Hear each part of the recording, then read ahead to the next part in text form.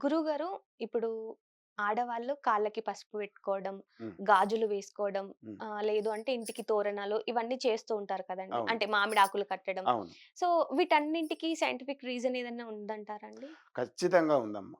మన సనాతన ధర్మంలో చెప్పినటువంటి అంటే ఆడవాళ్ళు ఇవి చెయ్యాలి అని చెప్పినటువంటి ప్రతి దానికి కూడా సైంటిఫిక్ రీజన్ ఉన్నది. హ్మ్.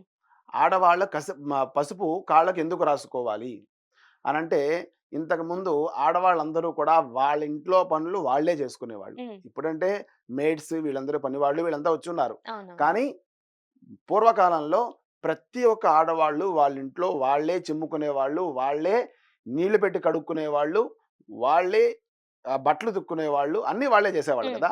అప్పుడు ఏమవుతుంది అంటే ఎక్కువగా పాదాలకి తడి వస్తుంది. హ్మ్. ఎక్కువగా తడి ఉండడం వల్ల, ఆ పాదాల దగ్గర ఎక్కువ తడి ఉండడం వల్ల ఫంగస్ అనేది ఒకటి ఏర్పడుతుంది. హ్మ్.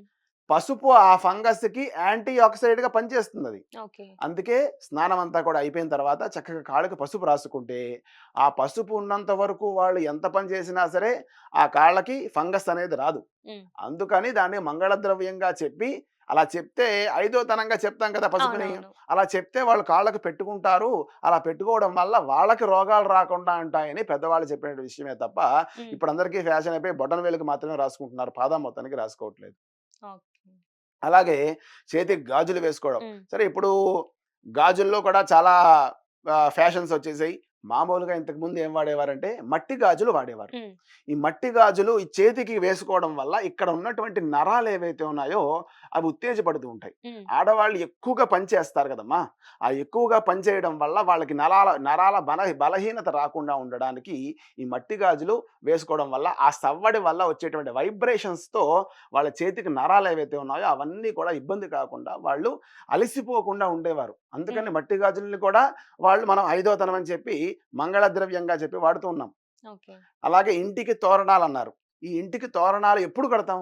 ఏదైనా పండగ వచ్చినప్పుడు పండగొస్తే కానీ, కడతారు. లేదు ఎవరినైనా మన ఇంట్లో ఏదైనా శుభ కార్యక్రమం శుభకార్యం. హ్మ్. చేసుకున్నప్పుడు ఒక 10 మందిని, 15 మందిని మనం హ్మ్. పిలుచుకుంటున్నప్పుడు అప్పుడే కదా ఈ మామిడి తోరణాలన్నీ కడతాం. అవునండి. లేపోతే మామూలుగా సమయంలో మనం కట్టం. ఈ మామిడి తోరణాలు అప్పుడే ఎందుకు కట్టమన్నారు? మామూలుగా సమయంలో ప్రతిరోజు మీ ఇంట్లో మామిడాకు ఒకటి కట్టుకోండి అని చెప్పొచ్చు కదా! అవునవును. కానీ చెప్పలా. హ్మ్. శాస్త్రం ఏం చెప్పింది? పండగ జరిగినప్పుడు, ఏదైనా శుభ కార్యక్రమాలు జరిగినప్పుడు ఇంటికి మామిడి తోరణాలు కట్టండి అని చెప్పింది. హ్మ్. ఎందుకు అనంటే, మామిడి ఆకుకున్నటువంటి ఒక ప్రత్యేకత ఉంటుంది. ఏమిటా ప్రత్యేకత అంటే, అది తెంపేసినప్పటి నుంచి కూడా హ్మ్. ఆహ్, చెట్టుకున్నప్పుడు ఎలాగో ఉంటుంది ఆ ప్రత్యేకత. హ్మ్. కానీ మామిడి ఆకుకి ఆ చెట్టు నుంచి తెంపేసిన తర్వాత కూడా కార్బన్ డయాక్సైడ్‌ని తీసుకొని ఆక్సిజన్‌ని ఇచ్చేటువంటి ప్రత్యేకత మామిడాకుకు ఉంటుంది. హ్మ్. ఇంట్లో చాలామంది జనాలున్నప్పుడు ఎక్కువ కార్బన్ డయాక్సైడ్ అనేది వస్తుంది గదా! అవునవును. ఉత్పత్తి అవుతుంది. హ్మ్.